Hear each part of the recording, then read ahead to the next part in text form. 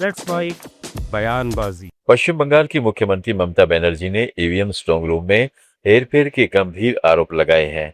उन्होंने कहा है कि यहां ईवीएम के लिए एक स्ट्रांग रूम है। हमने पाया है कि कई जगहों पर हेरफेर हो रहा है। टीवी पर सीसीटीवी फुटेज देखने के बाद ममता खुद स्ट्रांग रूम पहुंची, लेकिन सेंट्रल फोर्स ने शुरू में उन्हें अंदर जाने से रोक दिया।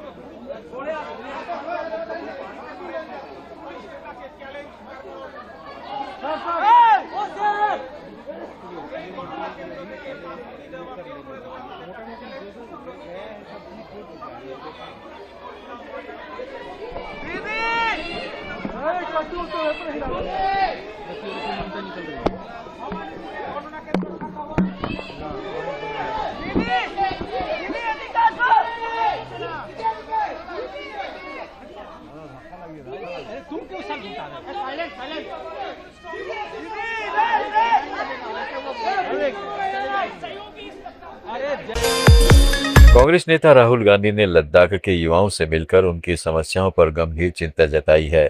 उन्होंने एक वीडियो साझा करते हुए लिखा है कि लद्दाख के युवाओं ने उन्हें बताया कि कैसे उनके खूबसूरत आशियाने को एक पुलिस राज में बदल दिया गया है। लद्दाख की आवाज दबा दी गई है, लोकतांत्रिक अधिकारों को कुचल दिया गया है। लद्दाख लड़ते आया है, लद्दाख लड़ रहा है और लद्दाख लड़ते रहेगा अपने कल्चर के लिए, अपनी आइडेंटिटी के लिए और अपने इन्वायरमेंट के लिए।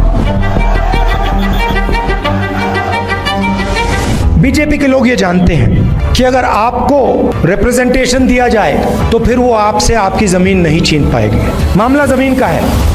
Protections that once kept outsiders from buying land or taking government jobs vanished with Article 35A. Ladakhis began asking, who controls our land, who gets our jobs, and what happens to our fragile environment? Motorcycle में मैंने पूरे लद्दाख का चक्कर काटा है। जो गांधी जी की विचारधारा है, कांग्रेस पार्टी की विचारधारा है, वो लद्दाख के खून में और डीएनए में है। Hello, how are you? How are you? How are things back home? 24 सितंबर का जो इंसिडेंट था sir, that was the blackest day in the history of Ladakh sir.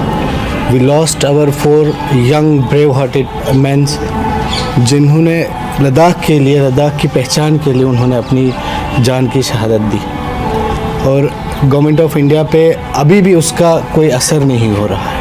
When there were open fire on the protesters, one of the main questions that arises is who gave the orders to openly fire on the innocent unarmed people, and did they follow the proper protocol?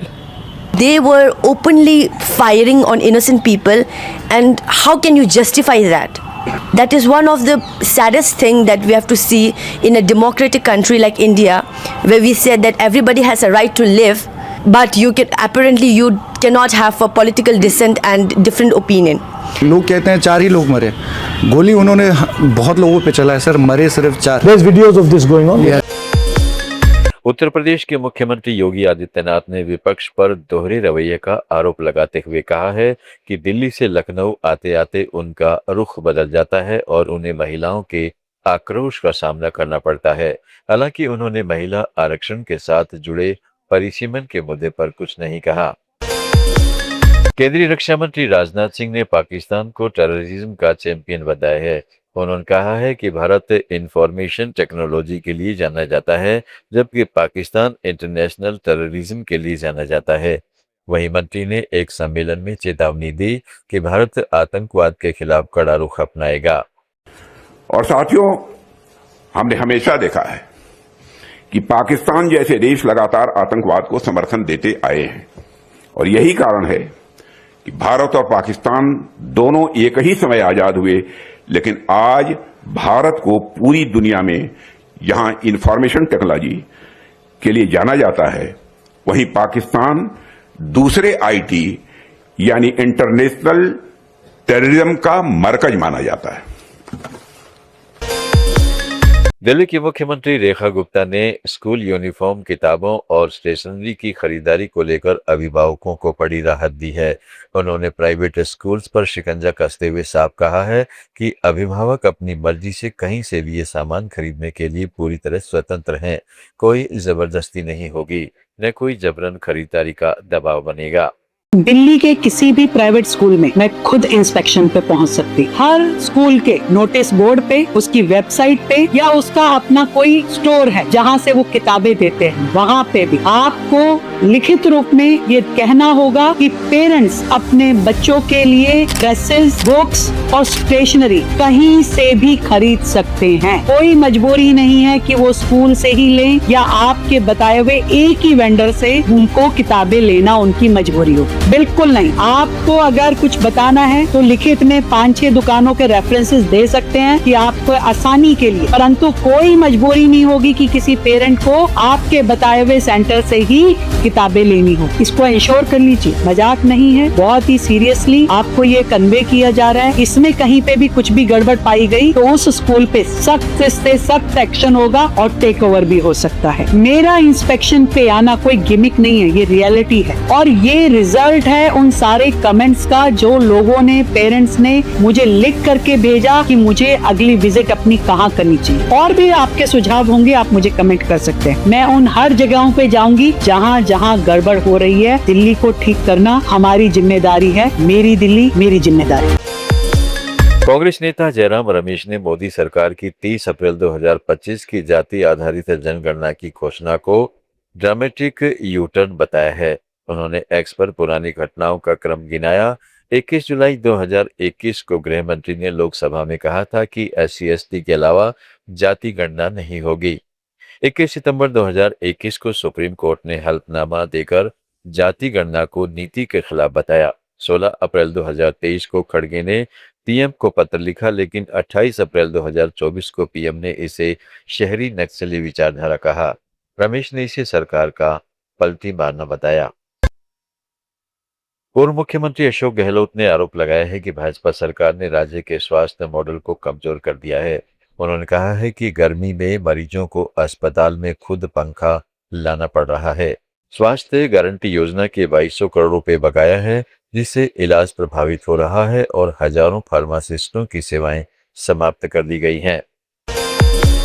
नेता प्रतिपक्ष टीकाराम जूली ने अपने x पर video share किया है, जिसमें उन्होंने राजस्थान में बढ़ते जंगल राज पर सवाल उठाते हुए कहा है कि जब सत्तारूढ़ भाजपा विधायक जयदीप बिहाणी भी सुरक्षित नहीं है, जिन पर श्रीगंगानगर में RUITP अधिकारियों ने हमला किया, तो आम जनता की स्थिति का अंदाजा लगाया जा सकता है।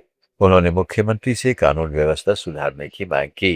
ये डबल इंजन की सरकार है, जहाँ जंगल राज और अराजकता का जो माहौल है राजस्थान के अंदर, वो सब लोगों के सामने। अब तो विधायक ही सुरक्षित नहीं, विधायक के साथ अधिकारी मारपीट कर रहे हैं। गंगानगर की ये जो घटना आई है MLA के साथ, मैं समझता हूं भजनलाल जी को अब तो ये नजर आ गया होगा कि उनके प्रदेश के अंदर क्या स्थिति है, क्या हालात हैं। सरेआम जो है एक विधायक भी इस प्रकार से हमला किया जा रहा है, अधिकारी कुछ कह रहे हैं, तो ये सारी चीजें देखने की है। ये शासन नहीं, सर्कस चल रहा है। पूर्व मुख्यमंत्री अशोक गहलोत ने श्रीगंगानगर से भाजपा विधायक जयदीप बिहाणी के साथ RUITP के अधिकारियों ने की मारपीट की घटना पर हमला बोला है। उन्होंने एक मीडिया हाउस की खबर का हवाला देते हुए एक्स पर लिखा कि यह घटना पूरे प्रदेश में बढ़ती अराजकता का स्पष्ट प्रतीक है। उन्होंने सवाल उठाया कि जब एक सत्ताधारी दल के विधायक के साथ ही ऐसा व्यवहार किया जा सकता है, तो आम जनता की क्या हालत होगी। गहलोत ने सरकार से मांग की कि ऐसी घटनाओं को गंभीरता से लिया जाए, अन्यथा जनता के बीच सरकार का विश्वास और इकबाल तेजी से खत्म होता जा रहा है। कांग्रेस अध्यक्ष मल्लिकार्जुन खड़गे ने कर्नाटक में CN विवाद पर कहा है कि हम राज्य की उलझन को जल्द से जल्द सुलझा लेंगे और यह मामला राज्य स्तर का है, हाईकमान से जुड़ा नहीं। वहीं दीवार गिरने की घटना पर उन्होंने इसे पुराना निर्माण बताते हुए जांच और प्रभावित सब्जी विक्रेताओं को मुआवजा देने की मांग की। समाजवादी पार्टी के राष्ट्रीय अध्यक्ष अखिलेश यादव ने यूपी के पिछले चुनाव को याद करते हुए कहा है कि अयोध्या से बीजेपी ने दावा किया था कि 400 पार सीटें जीतेंगे, लेकिन वहीं अयोध्या उनकी हार का गवाह बनी। उन्होंने कहा कि बीजेपी की दरारवादी और कम्युनल राजनीति का अंत अयोध्या ने ही कर दिया। उन्होंने साफ शब्दों में कहा है कि जनता ने इस बार सच्चाई को चुना और विभाजनकारी राजनीति को ठुकरा दिया। पांचों स्टेट्स में आपको किस तरह से देखिए, ये बहुत बड़ी थ्योरी है। बीजेपी ने अयोध्या से ऐलान किया था कि 400 पार सीटें जीतेंगे और अयोध्या ही हार गए। जिन्होंने जहां से तय किया हो, और अयोध्या की हार केवल हार नहीं उनके लिए, उनकी कम्युनल पॉलिटिक्स, उनके बांटने की पॉलिटिक्स, दरारवादी पॉलिटिक्स, नकारात्मक पॉलिटिक्स, उसका अंत अयोध्या ने किया था। मुझे उम्मीद है इन प्रदेशों में ये हारेंगे, अपने अंदर सुधार लाएंगे और संविधान के रास्ते पे चलेंगे। आज जो असेंबली सेशन चल रहा है उसमें मुख्यमंत्री लगातार आप पे आरोप लगा रहे हैं आपकी पार्टी पे कि सपा और कांग्रेस ने जो है महिलाओं के साथ धोखा किया है। देखिए, मुख्यमंत्री जी होश में ही रहते थे, कभी देखा उन्हें होश में रहते हुए? अच्छा हुआ उन्होंने रविन्द्रनाथ टैगोर नहीं पढ़े थे, केवल स्वामी विवेकानंद जी को पढ़ा था। उन्होंने क्या कहा था स्वामी विवेकानंद जी ने? हमारे मुख्यमंत्री जी के कहने के अनुसार स्वामी विवेकानंद जी ने कहा था कि तुम मुझे खून दो, हम तुम्हें आजादी देंगे। अच्छा हुआ उन्होंने विवेकानंद जी को पूरा ध्यान से नहीं पढ़ा। विवेकानंद जी ने एक जगह ये भी कहा है कि क्या भारत मर जाएगा? ऐसे लोग जो विवेकानंद को मान रहे हैं, विवेकानंद जी को मान रहे हैं या विवेकानंद जी को कोट कर रहे हैं, उनका जो कथन था कि विलासिता की देवियों की पूजा होगी, भ्रष्टाचारियों का सम्मान होगा, क्या भारत मर जाएगा? कभी इन्होंने पढ़ा? उनको ये पढ़ा नहीं है, केवल इधर से उधर मिला देना चीजों को, बस ये जानते हैं। इसलिए अच्छा किया इन्होंने रविन्द्रनाथ टैगोर नहीं पढ़े। अगर Nobel prize winner Rabindranath Tagore ji को पढ़ा होता तो पता नहीं कौन सी कविता उनकी गा दी होती। गीतांजलि की जगह कुछ और गा दिया होता इन्होंने। सर, लखनऊ के बाबा बयानबाजी में आज इतना ही।